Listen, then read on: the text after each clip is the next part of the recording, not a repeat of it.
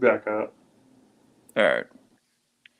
Well, Salakia, that was bugged out, but let's go ahead and get right back into it. Right. Did you have something? If you didn't have anything, I was gonna pull out that Psalm 91. I'll get this real quick. Okay. This is Galatians 5:16. This I say then, walk in the Spirit, and you shall not fulfill. What'd you say? I didn't say nothing. Walk in the Spirit, and ye shall not fulfill the lust of the flesh. So just basically going to show that, like, we've been talking about, you got to put your trust in the Lord. You got to continue to be involved. You got to be saturated in truth. This needs to be your life and who you are. Because if it's not, and you go so long without doing the work, guess who's going to creep back in? That old man. Right. You're going to start to think more about the flesh, more about pleasures, more about wanting to be comfortable. You're going to start to realize that you're losing faith. You're going to start to question why you're here. You don't want none of that stuff to happen. So you got to make sure you continue to walk in the Spirit and stay tapped in, stay locked in. Especially in the times that we're coming into. Right? We can't be wavering. That's one thing I always tell myself, when a certain bill pops up. So you mean to tell me the Lord ain't going to have you pay this rent or this water bill, but he going to deliver you from 200 million warheads? You got to have faith. And then that's another thing, especially if you're going out teaching. Yahushua said, woe unto you hypocrites. So if you're going out there teaching this word, you got to be about this thing.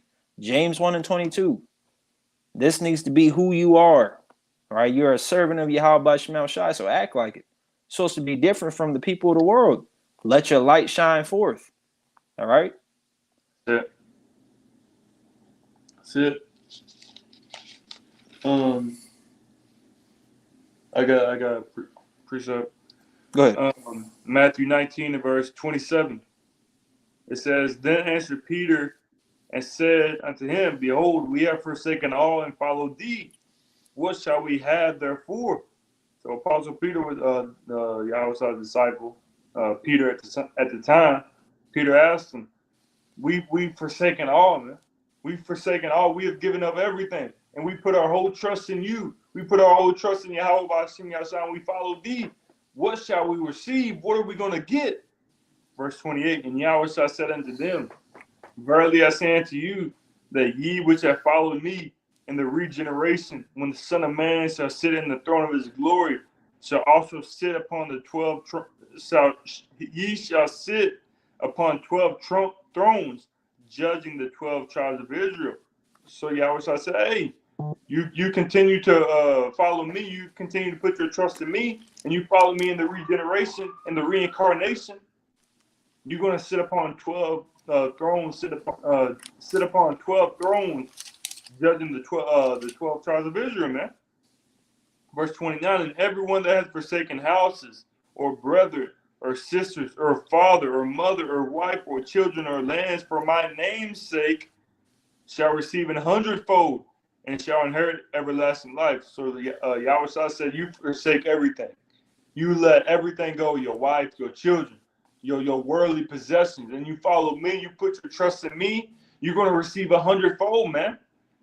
So we can read like the brother got in that Romans 15:4. Look at the everything written aforetime was written for our learning, so we can read what Yahweh has said and what the other prophets have said, man, and have hope and have assurance and have belief that if we continue and endure to the end and we put our trust in the Lord, we're going to receive 100-fold and receive everlasting life.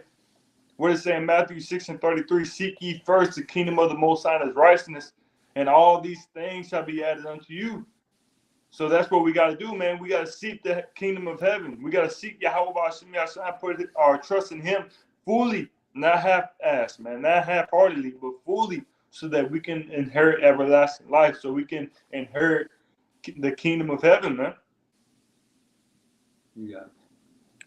I got Isaiah 55:11. It says, so shall my word be that goeth forth out of my mouth. It shall not return unto me void, but it shall accomplish that which I please, and it shall prosper in the thing whereto I sent it. So we look throughout the Bible. We know that the Lord talks about the destruction of America via nuclear missiles.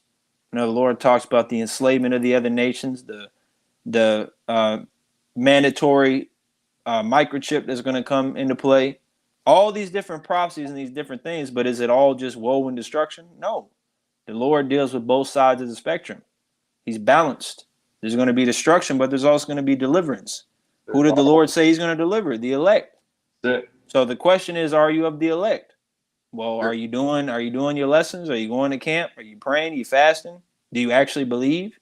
Right. If you do, then all you need to do is retain all those things and continue on those things, and you're going to be delivered. So trust the words of the Lord. What's the point of you going out to camp and doing your 3 videos a week when you don't actually believe? So clearly you believe. So put your trust in the Lord. Yes, America's going to be destroyed and the plagues and all that is going to come into play and it's going to be terrifying, but the Lord also said you're going to eat. The Lord also said you're going to be beamed up. Or even if you die a martyr, he's going to put the spirit on you to endure it. All right, we already got the 1 Corinthians. There's nothing that he's going to put you in that you absolutely can't handle. So if you find yourself in the guillotine, guess what? That means you can handle it. So take it on the chin. You know? Mm-hmm. That was it.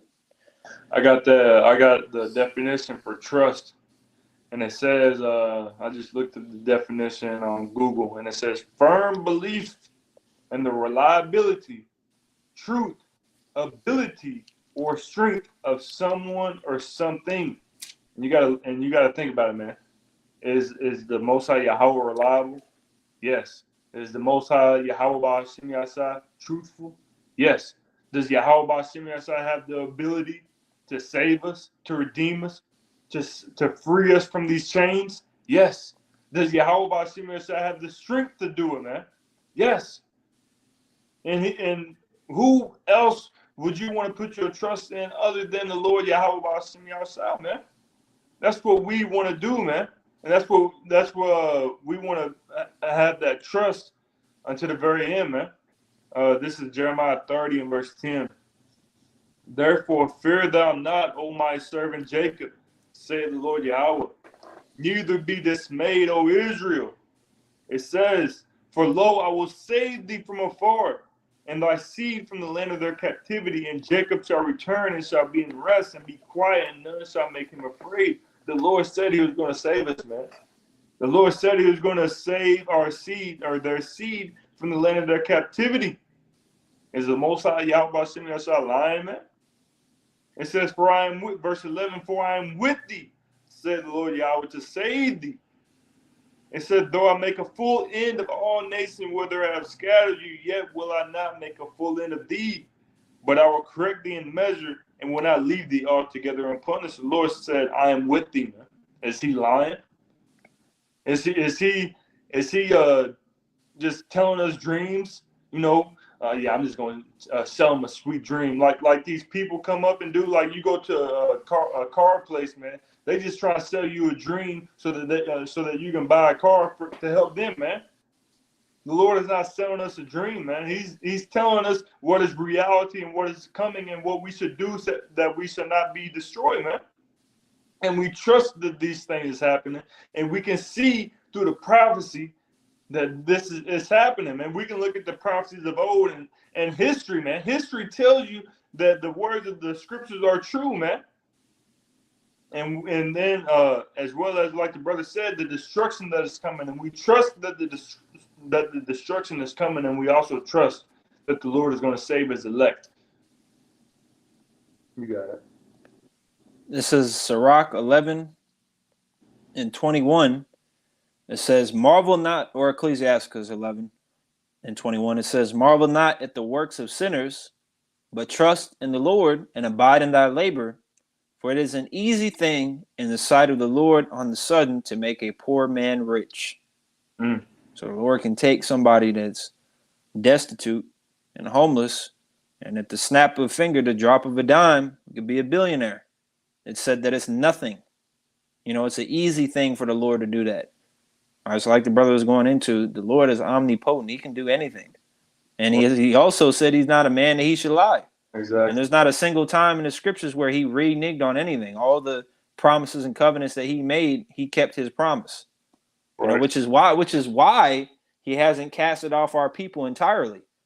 Because even, you know, there's certain times where the prophets will remind him about the covenant.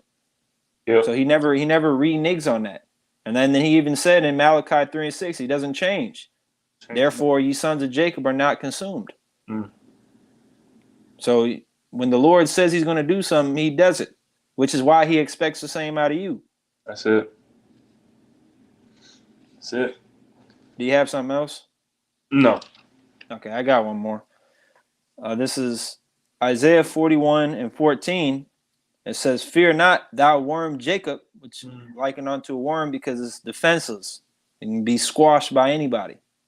Yep. Sometimes they just die in the rain, even though they come out during the rain. All right, but with Yahweh Shemel Bashai, although we're a worm, we have a shield, an impenetrable shield. Mm.